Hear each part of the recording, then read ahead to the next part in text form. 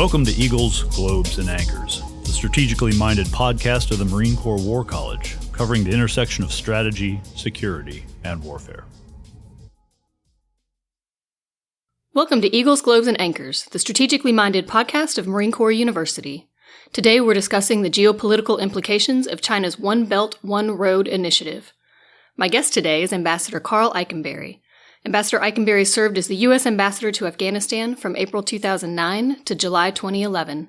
He has also served as the Director for the U.S. Asia Security Initiative at the Walter Shorenstein Asia-Pacific Research Center at Stanford University. He's a member of the Council on Foreign Relations, the American Academy of Diplomacy, and the Institute for International Strategic Studies. He's a graduate of West Point and went on from there to spend a year or two in uniform, including time as the Assistant Army Attaché and Defense Attaché in the United Embassy in China. He's also served as the Senior Country Director for China and Taiwan in the Office of the Secretary of Defense. He is perhaps best known for this audience for his time as Commanding General Combined Forces Command, Afghanistan, a role he held from May 2005 to February 2007. Ambassador Eikenberry, thanks so much for coming on the show. Thank you, Becky. It's good to be here. Before we start our discussion on the geopolitical implications of China's One Belt, One Road initiative, tell us a little bit about your background in the region. My hunch is that our listeners aren't familiar with your expertise in this area. So, Becky, it goes back to West Point days, and as a West Point freshman cadet way back in 1969, I elected to study Mandarin Chinese, which was a 2-year language requirement for cadets, still remains so to this day. And I fell in love with Chinese culture, was fascinated with the language, and then elected to take Chinese my junior and senior years. After I graduated from the military academy, I was to spend many years in East Asia and Central and South Asia. In fact, my first assignment as a young infantry officer was to Korea. The Vietnam War was over, and Korea sounded like the right spot to go for an infantryman. So operational assignments. And then at my 6-year point in my Army career as a young captain, I had the opportunity to become an Army Foreign Area Officer. So sent to graduate school at Harvard in East Asia Studies, and then 2 years of language study in Hong Kong and in the People's Republic. And Becky, from that point on, then my career was a dual-track career, so to speak, where assignments of a political military intelligence nature, such as Assistant Army Attaché, Defense Attaché in Beijing. You had mentioned Office of Secretary of Defense with the China desk under Secretary of Defense Perry, but mixed in with that was a return to operational postings. What I tried to do in my career is bring those two tracks together wherever I could. So I became the Director of Strategy and Plans with the United States Pacific Command when I was an Army Major General. Our focus area, of course, was the Indo-Pacific area. People would say that was an operational assignment, but I have to tell you, I benefited so much in that assignment from my foreign area officer political military experience in East Asia. And then the capstone for me was time in Afghanistan, where previously a lot of time in East Asia, but then from 9/11 on, 2 military tours and our time as ambassador in Central Asia and South Asia. I went to Stanford, which I recently left in 2011, and my portfolio there was very much U.S. strategy and foreign policy in the Indo-Pacific region.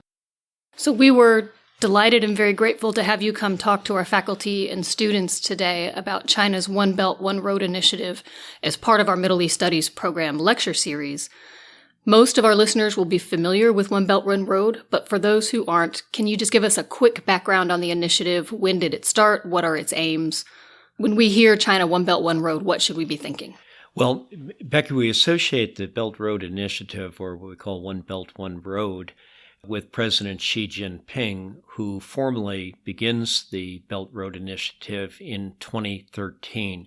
But I would also, as I talked to your fine group of students and faculty and fellows earlier today, emphasize that the historical underpinnings of Belt Road Initiative really go back much deeper into China's old history, but even in modern history, where President Xi Jinping's predecessors in the 1990s and the first decade of this century were already looking at more ambitious programs to extend China's economic and political influence beyond China's borders to the west. So what is the Belt Road Initiative under President Xi Jinping?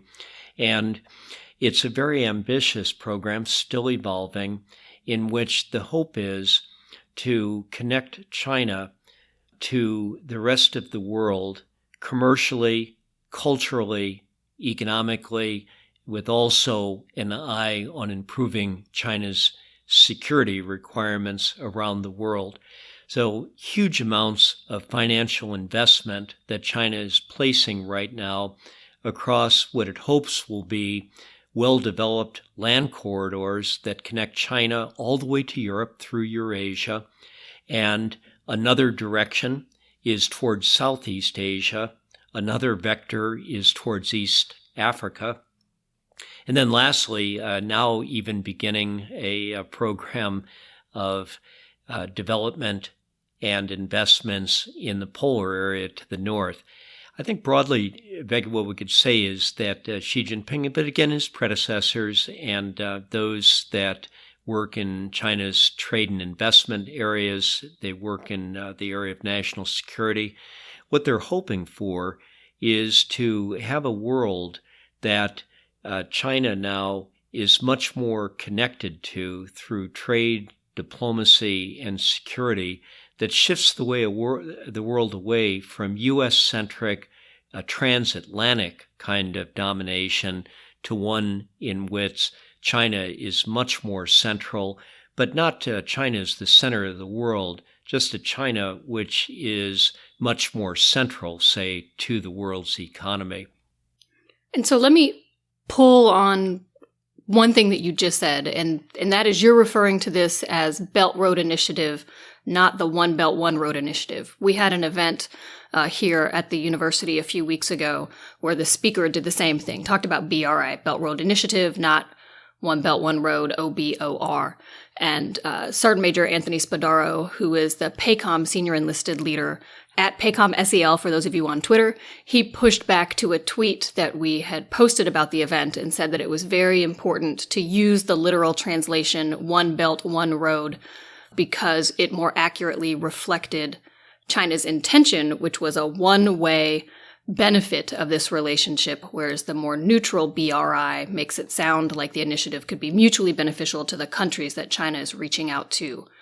Do you see this at stake in that naming debate, or is it semantics? No, I think, Becky, it's a very interesting question, and so it's back to Shakespeare, what's in a name?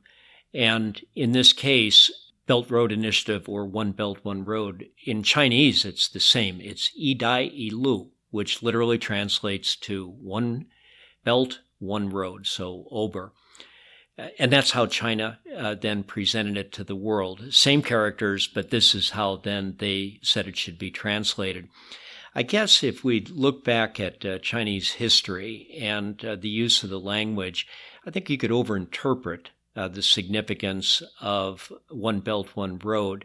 You know, the world was comfortable with the concept of Silk Road. And Silk Road, well, people say it had a terminus in Xi'an or Chang'an in ancient China, and it led all the way to Rome. But that wasn't at all the real Silk Road. The Silk Road had multiple routes. At the Far East, there was China. In the Far West, at various times, there was Renaissance Europe. There was the Arab world. Not so much of a defined one road to one other location. And that's very much in the Chinese consciousness, the one belt, one road. It's not every road leads to Beijing. Having said that, though, the People's Republic of China government was called out on this, in that the way that they were casting back in the first days of Belt Road Initiative 2013, 2014, it made it appear that what they were trying to convey is all roads lead to Beijing. So there's been learning that's gone on, learning in terms of business practices as they developed more resources and more possibilities.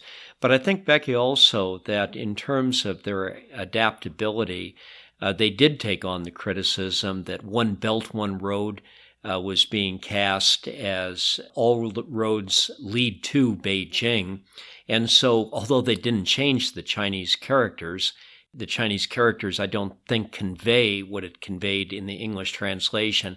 But nevertheless, they showed the savvy to change the English translation to the Belt Road Initiative. I remember then Secretary of Defense Mattis said at the Shangri-La dialogue, I think around 2017, talking about one belt, one road, he said at the Shangri-La dialogue, well, I don't recognize one belt, one road. There's many belts, there's many roads, and the Chinese did pick up on that, and that was the point where they started to change to Belt Road Initiative. So we can continue, I guess, to keep them honest by pointing out that it's not one belt, one road, or that their initial characterization was one belt, one road, and maybe we get some advantage by doing that to keep them honest. Well, and I wonder also if it's one belt, if it's many belts, it certainly is multifaceted. You had talked about the political aspect, the economic aspect, the security aspect. For Americans looking at China's actions, I think, not being a China expert, but just my perception of seeing how things play out in the news, I think we see this predominantly as a security challenge to the United States, though perhaps using economic and informational means of implementing that strategy. How do you see this play out? Well, the evolution of China's geopolitical strategy, it follows recognized historical patterns. And we can take a look at the growth of American power before us, the growth of British power. And the pattern seems to be that you begin as a strong commercial power, and as you expand to regions of the world, or maybe you expand globally, that at some point you are now developing a new set of interest as your footprint is far beyond your borders economically. And you start to redefine your interest economically, but then the need to be able to defend those interests. So that leads to a military component that lags behind. And there's a synergy here because as you become wealthier, then more assets that have to be defended, but with wealth comes the ability to develop the military wherewithal to defend those. So in China's case, following thus far that familiar pattern, if we look at the 1980s is when China really starts to become intermeshed with the global economy as a big trader. That continues in the 1990s. It now, in this year of 2019, in the 21st century, China, the number one world trader, the number two global investor, still behind the United States, but closing the gap, at least for now. It's huge in the world of international finance. And so that growth starts to really appear in the 1980s and 1990s, but we don't see the investments in defense until the mid-1990s, because they don't have the interest, but they don't have the resources until then. But where we really start to see an acceleration of military investments that have global consequences is in the 21st century. So the point is that it's inevitable, regardless of U.S. policy or U.S. and partners policy, as long as China continues to increase its global economic equities and has more and more Chinese nationals abroad, it's going to develop defense capabilities to defend those interests. So the question for the United States then is, given that, how do we respond? Becky, my first point would be in terms of response, how do we interpret this? We have to respond economically, first and foremost. We have to be more competitive ourselves. We can't look at this global economic competition with China as zero sum. China's still in a position where they benefit from an integrated world order and an integrated global economic order. So is there the possibility that if we can get China to more commit to global standards and to transparent ways of doing business, that we, the United States of America, can be benefiting and the whole world can be benefiting from some aspects of Belt Road Initiative, where China's developing infrastructure in places that are going to provide externalities for additional trade and investment for all. The second, with regard to the military component of this, how should we look at Chinese growing military presence overseas, still outside of China itself, pretty limited, but now we're starting to see more evident signs of Chinese making investments into military bases abroad. These are still ones that are more designed for non-combatant evacuation operations, maybe to protect infrastructure, investments that are under a local threat or have been expropriated, counter-piracy operations. But we need to also realize that if we're continue on a path of competition with China and we start to enter into a kind of new Cold War era, that the investments that China is making, say in places like South Asia and Southeast Asia, which are clearly designed in part to serve as a kind of hedge should the United States and China have a conflict, and America, for instance, being able to then deny China access or outsiders access to the vital South China Sea, vital to China's economy, that these investments that it's making in South Asia and Southeast Asia designed to try to serve as a bypass to the Strait of Malacca, we need to look at their longer-term strategy in these terms and then find ways with partners to respond to it. So it's not only an economic response that's required, a diplomatic response, but we do need to keep an eye on their own military activities. And militaries get paid to help with deterrence and to be able to respond when diplomacy fails. And it's going to require on the United States side, on our defense side, in order to do this with the new challenges and new locations that China's presenting these challenges, to have to rethink through some of our strategic assumptions that made us very dominant during the Cold War and for the first several decades of the post-Cold War period, but with China now starting to challenge our ability to continue to operate that way if we're going to be effective. So it sounds to me people will criticize academics for being overly theoretical with not enough connection to the real world, but it seems to me that this is people are going to have to place their bets. Are you realist? Are you more of an institutionalist? If you're more of a realist, then we fall squarely in the Bob Gilpin hegemonic stability theory that the United States is declining and China is rising, and this makes us ripe for armed conflict. And between these two powers, that would be a significant armed conflict. There's a balance of power dynamic in play, and the situation is zero sum. So if China is winning, the United States is losing. If you take more of an institutionalist approach, we can have positive sum interactions. We can have China's engagement. The Belt Road Initiative can be an opportunity that maybe China will benefit from it, but so will other people, potentially also the United States.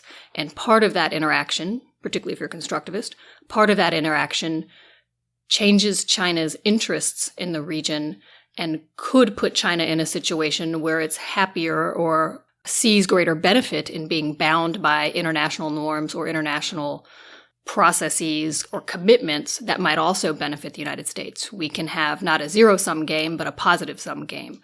And there's a lot at stake at who's going to be right on this one. Frankly, I'm going to hope it's the institutionalist because that seems to be the less likely to end up in major combat. But are there any indicators? What would lead you to believe that one of those two camps is probably going to end up being right? No, Becca, I think the question you're asking here is a very important one. There's so much uncertainty about United States' future trajectory right now. There's uncertainty about China's future trajectory. There's huge uncertainties that are increasingly being interjected into the world of foreign policy, economics, and security studies by technology and the proliferation of exciting new technologies which have national security implications. So this is a period of time that I can't recall in our recent history since maybe the first few years of the end of the Cold War, where all of this uncertainty put together should require those that are in the United States Armed Forces, if in the United States government, in the State Department, in the Treasury Department, all of those who are engaged in international policy, international security, to be sitting down in schoolhouses with the deep academics who don't necessarily have the answer about how does it all come out, may not have the prescription about here's the following policy that you need to adopt. That's not what great academics do. But you had gone through different schools of thought that are out there. And I think, Becky, it's never been more important for those that are in national service, military and government, to spend time looking at these big ideas, these different schools of thought, because they may not give you the answer about what kind of policy should we adopt. But I think, as you had suggested, what they can tell us, where are the opportunities and where are the risks? To illustrate, in the case of China, the United States has great concerns with China.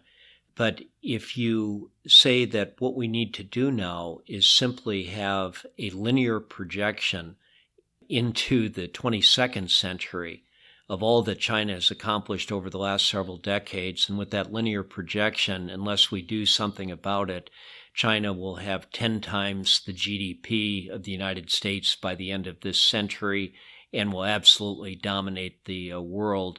But against that, getting those that are into the world of political science and theory, getting historians around the table, and making some obvious points, is that generally autocracies don't end well, that autocrats rarely die very pleasant deaths, and that at the end of the day, China is still a autocracy and becoming more so every day. They could prove the exception. They're operating at a scale that was unprecedented in modern world history. But we should think about that. And secondly, when somebody rises, unless they've got a very benevolent, attractive political system, they usually then will excite counterbalancing against them. And so even as China rises, even when we talk about the Belt Road Initiative, we can see Chinese adaptations that are trying to make the model more effective and more pleasing to those that are at the receiving end or the cooperative side of it. But we also see those that are skeptical starting to take their own actions of counterbalancing. So those are two good examples of, rather than sit down and talk incrementally, always just in very concrete policy terms, the need to go out into the academy and into the schoolhouses and make sure that your thinking is being challenged, make sure that your assumptions are continually being re-questioned. Mm-hmm. You had recently stated the following is your greatest concern for the future of U.S.-Sino relations, and it touches on this idea of a potential new Cold War. And I'm going to quote you for a minute, which is always fun, but here we go. You'd said that I'm most concerned about the blurring of the management of economic exchange, trade and investment issues, and security competition, which includes maintaining a technological advantage over one's competitors.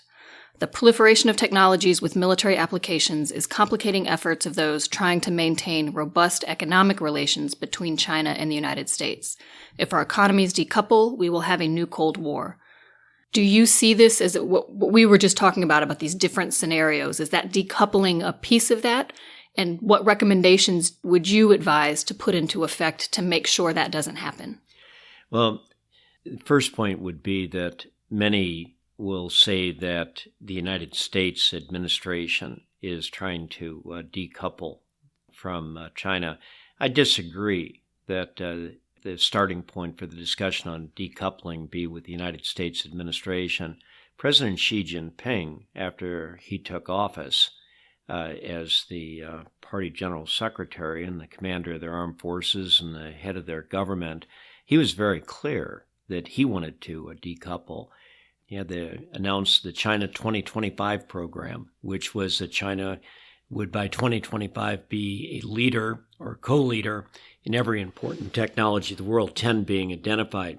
If you look at the longer-term plans of the Communist Party, programs in 2035, programs that end in 2049, every one of those programs aspires to see China as the world leader in every technology and every economic sector that has national security implications. So a Chinese choice, perhaps, of a degree of decoupling or at least reordering things so that they have they're on the commanding heights. That said, the United States, aware of linkages now and increasingly aware of linkages in so many different fields with national security, that we have long debates going on and appropriate debates about vulnerabilities of supply chains, and are we going to have to move in critical areas such as IT communications into a decoupled world of two systems, the United States and our partners and China and the rest. At the same time, it's important, I think, Becky, for Americans and for our partners to be sophisticated and thorough in our analysis of the issues. Let me give you an example of in the IT world. Everyone's familiar with Huawei and this great Chinese telecommunications company that's moved ahead and is offering 5G technologies and services at great prices. The United States, we're telling others don't buy, but we really don't have anything for those we tell not to buy. We don't have any advice about where else to go, certainly not us because we don't produce it. You'll have others say that, well, Huawei can put out good base stations, but the real growth is going to be in the software inside of the system, and there's grand opportunities there for the United States, even cooperating with Huawei or having ventures with Huawei where we can still keep our competitive advantages. So these kind of debates, I think, important for us to ensure that they're fully informed and that we recognize we're still, to use the commanding heights metaphor, ourselves on the commanding heights in many different areas, that the world's going to be, the economies are going to interrelate and intersect, that China's economy and the days of boom growth are slowing down. It's looking for alternatives. So are there ways for us to avoid the grand decoupling, finding ways that are in China's interest or national survival, and ourselves looking for opportunities, but maybe most important for ourselves, asking the questions such as, how did we get ourselves to a point that Huawei was the leader of 5G technology in terms of at least infrastructure? What business practices do we need to make in ourselves? What investments, whether that be in education, whether that be in infrastructure, whether that be in terms of changing spending patterns from current consumption to more thinking about the future, whether that be investing more in research and development. So the most strategic answer to China and Belt Road Initiative and decoupling, I think, is first of all holding a mirror to ourselves as Americans and say, China, you've done us a favor. You forced us to get on a diet and you forced us to go to the fitness center and get ourselves back in shape. So digging into the education element of what that would look like, I am confident that many of our listeners know something about China, but could know more. If folks wanted to learn more about Chinese development generally, One Belt, One Road specifically, Where would you point them? What sources would you recommend they investigate? Boy, that's a great question too, Becky. Things are moving so fast and so dynamic. You occasionally get every year you get a killer book or two. But what I would truly recommend is taking advantage of information technology that's out there. Well, we've got this podcast as an example. Not that I'm recommending this is the. You absolutely recommend this podcast. Okay, this is the one that's going to tell you everything you need to know. But seriously, Becky, I'd make a couple of recommendations. One would be, if I could, talk about a specific publication, The Economist. The Economist devotes a lot of its thinking to China, and for now, they're at cutting edge. I'll tell you, I don't go more than 2 weeks where I don't see 2 or 3 superb articles, some analysis in The Economist that doesn't inform me and I don't share with friends. The second would be that where I'm seeing some of the best analysis of China is in the more sophisticated institutions that will put together panels and gatherings. And whether that's the Council on Foreign Relations, whether that's CSIS, seriously, whether it's a podcast here at the Marine Corps University, to shop around and look for these kind of panel discussions where you get the right set of experts, in my mind, can be some of the very best. Because we've spent a brief period of time here, Becky, talking about the Belt Road Initiative. And I would imagine that many viewers or listeners to this are going to say, I learned something, and something that I learned is this is complex. Mm-hmm. This isn't black and white. There's a lot of nuances. So some of these informed panel discussions where you're getting different views, somebody's going to look at the problem one way, and then the next panelist is looking at it orthogonally. Those would be suggestions that I would give. Great. And I love The Economist. It is always a challenge to me to get through it in a week before the next one arrives. One thing that has helped out, and I'll give a plug to them for a second, is they have a podcast as well. And so yes. They will read their stories. So if you have a commute or if you like to work out and listen to a podcast while you're doing whatever it is, if it's easier for you to listen than it is for you to physically read the paper, the Economist podcast is a phenomenal way to keep up. I'll tell you, Becky, I'm glad you raised that because I just figured out recently, I was listening to them online and then figured out very quickly how you download. So I've got it sitting on my iPhone, and I do travel a lot. And most recently on the marathon flight from Singapore to San Francisco, I managed to get through an entire Economist. It's a real sense of accomplishment if you can do that. Last question for you. And that is, what are you reading right now that our listeners should know about? This doesn't have to be about China. And frankly, I use reading loosely. It could be a video that you saw that you thought was particularly important for folks in national security to be familiar with. Well, let me take 2 swings at this. The first would be that my keen interest right now is, and it's going to remain for some time, is on U.S.-China science and technology cooperation and competition. And we don't go by more than 2 or 3 months, it seems, before there's another very good piece that's written, one that on this topic. So one was appeared about a year ago, and it was an assessment of U.S. telecommunications competition between the United States and China. There was just something recently that came out from Stanford University where it was looking at AI cooperation and competition. So that, I think, is such a important, almost existential security question for the United States. I would recommend to listeners that they find those and spend a bit of time listening to them, because this is a world we're living in where it's not just those that have got national security policy experience that matter, or just those that have deep engineering and science backgrounds that matter. We're increasingly operating in a world in which you need to have, if not a foot in each one of those worlds, at least a foot in one and putting your big toe in the other. I don't think that people can really come to informed policy decisions in so many areas in the world unless they have an understanding of the science and technology and engineering implications. Likewise, I feel a lot better when those that are in the laboratories, so to speak, deep in the world of engineering, that they at least have some appreciation of what the geopolitical implications, the ethical implications of what they're working on might be.